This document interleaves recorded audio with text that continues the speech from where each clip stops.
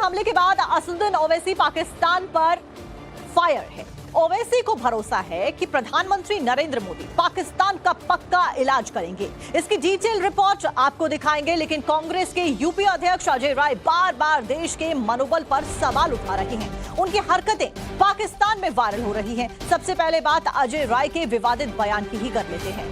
Rafale को लेकर दिए गए अपने बयान पर अजय राय कायम है। यूपी कांग्रेस अध्यक्ष ने मोदी सरकार से फिर से सवाल किए हैं। उन्होंने कहा कि पाकिस्तान के खिलाफ कब होगा राफेल का इस्तेमाल, ये बड़ा सवाल उनके द्वारा उठाया गया है और उसी को लेकर अब उनकी चर्चाएं भारत से ज्यादा पाकिस्तान में होती हुई नजर आ रही है। ये नींबू मिर्चा मेरे द्वारा नहीं लटकाया गया हुआ है। अब मैं तो कल एक सांकेतिक रूप से मैंने बताया, ये नींबू मिर्चा तो रक्षा मंत्री जी अपने हाथ से बांधे हुए हैं ना। ये मेरा बयान जो कल का है वह मैंने सांकेतिक दिखाया कि ये देखिए जहाज जो नींबू मिर्चा बांधकर खड़ा है, ये रक्षा मंत्री जी, देश के रक्षा मंत्री राजनाथ सिंह जी ने उन्होंने बांधा हुआ है। मैं तो सांकेतिक बताया कि ये काम कब करेगा। जनता की गाड़ी कमाई से लिया हुआ ये जहाज, टैक्स से लिया हुआ जहाज, ये आतंकवादियों को खत्म कब करेगा। और ये उनका परिवार जो शहीद हुए, जो आज बच्चे शहीद हुए हैं, उनकी पत्नी, उनके माँ बाप, जो अकेला बेटा शुभम द्विवेदी चला गया, जो आज कैप्टन नरवाल चले गए, जो 16 दिन पहले शादी हुई, उनकी कह रही है इसको आप कार्रवाई। तो मैं समझता हूं कि ये पूरे देश के लोग जानना चाहते हैं कि जो नींबू मिर्चा बांध के रक्षा मंत्री जी ने, इस सरकार ने खड़ा किया हुआ है, इस कार्रवाई कब करेगा। ये बात मैंने सांकेतिक कल एक देश को बताने का और देश को जानने का कि ये रक्षा मंत्री जी ने इसको नींबू मिर्चा बांध के खड़ा किया हुआ है। सरकार निर्णय लेगी, कोई नहीं बोल पाएगा। जब सरकार निर्णय नहीं ले पा रही है तो आज सारे लोग बोल रहे हैं, सब लोग कटाक्ष कर रहे हैं, चाहे वो हमारा द्रोही देश हो, चाहे जो लोग भी हो। आज निश्चित तौर से सरकार को मजबूत कार्रवाई, मजबूत निर्णय लेने का समय है। और जो हम लोगों ने कल बताया, राफेल को नींबू मिर्ची बांधकर जो रक्षा मंत्री जी ने खड़ा किया हुआ है, वो कब उड़ेगा, कब कार्रवाई करेगा, ये देश जानना चाहता है। वो शहीद जो परिवार, जिन्होंने अपने बच्चों को खोया, अपने परिवार को, वो जानना चाहता है।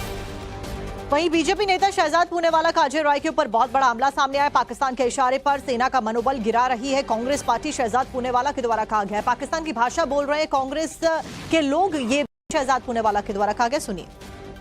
देखिए, अजय राय ने केवल कोई खिलौना नहीं दिखाया है, बल्कि उन्होंने सेना के मनोबल के साथ पाकिस्तान के इशारे पर खिलवाड़ किया है।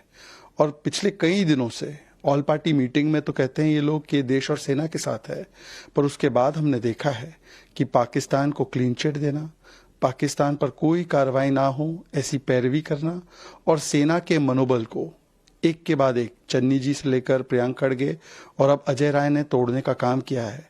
मानो कि पाकिस्तान इनका भाईजान, सेना का अपमान कांग्रेस की एकलौती पहचान, कांग्रेस और पाकिस्तान दो शरीर एक जान की तरह पेश आ रहे हैं। अब बात असदुद्दीन ओवैसी की, जो कि पहलगाम हमले के बाद पाकिस्तान पर जबरदस्त तरीके से हमलावर नजर आ रहे हैं। ओवैसी की स्पीच की मुस्लिम मोहल्लों में चर्चा लगातार हो रही है। पहलगाम हमले से पहले उनकी ऐसी आक्रामकता कभी भी नहीं देखी गई। देश के अलग अलग जो मुस्लिम इलाके हैं, वहां पर ओवैसी के एंग्री तेवर नजर आ रहे हैं। किस किस तरह की चर्चा हो रही है, आपको इस रिपोर्ट में दिखाते हैं। पाकिस्तान में तुम एक मलेरिया की दवा नहीं बना सकते, तुम एक मोटरसाइकिल का टायर तैयार नहीं कर सकते। भारत बहुत आगे है, भारत से पंगा मत लो। ओवैसी के बयान का मैं समर्थन करता हूं कि ओवैसी साहब ने जो बात कही काबिल तारीफ, और हिंदुस्तान के अवाम के लिए, हिंदुस्तान की सरकार के लिए और मोदी के साथ कंधे से कंधा मिला के बात उन्होंने कही है। पाकिस्तान ये कहता है कि हम न्यूक्लियर बॉम्ब हमारे पास है, एटॉमिक बॉम्ब है। याद रखिए, अगर आप किसी मुल्क के अंदर जाकर मासूम लोगों को मारेंगे तो कोई भी मुल्क खामोश नहीं बैठने वाला है। ओवैसी साहब का कहना बिल्कुल ठीक है, क्योंकि वहाँ पे जाहिलियत बहुत है और वहाँ पे लोग भूखों मर रहे हैं।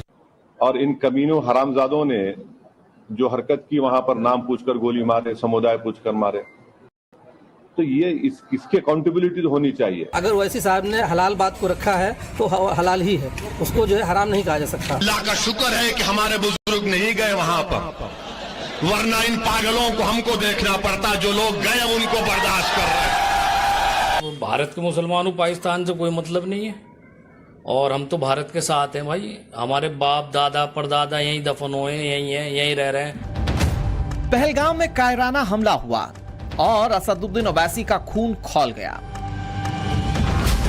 पाकिस्तान कुत्ता कमीना है, पाकिस्तान नाकाम मुल्क है, पाकिस्तान मलेरिया की दवा नहीं बना सकता, पाकिस्तान को टायर तक बनाते नहीं आता। अच्छा हुआ हमारे बाप दादा पाकिस्तान नहीं गए, पाकिस्तान को भीख भी नहीं मिलनी चाहिए, पाकिस्तान को घर में घुसकर मारना चाहिए, और भी बहुत कुछ ऐसा जो असदुद्दीन ओवैसी ने पाकिस्तान के लिए इस्तेमाल किया। बार अगर कुछ एक्शन ले रहे तो घर में घुस के बैठ जाना, घर में घुस के मारते बोले ना, अब घर में घुस के बैठ जाना, खत्म।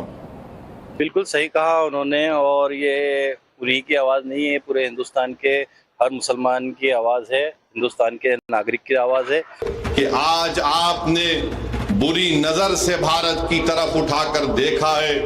मुझे यकीन है कि जो मासूमों का कत्ल हुआ है उनका खून रायगा नहीं जाएगा। बिल्कुल असद साहब ने जो स्टैंड अपना दिया है वो बिल्कुल सही है और हम उनके समर्थन में हैं।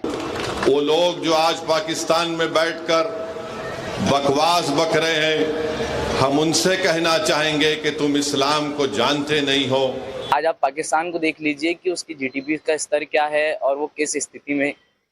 धर्म से रिलेट करके अगर कोई भी देश अलग होगा तो उसकी यही स्थिति रहेगी। ओवैसी का रौद्र रूप देश के मुसलमानों के बीच चर्चा का विषय बन गया है।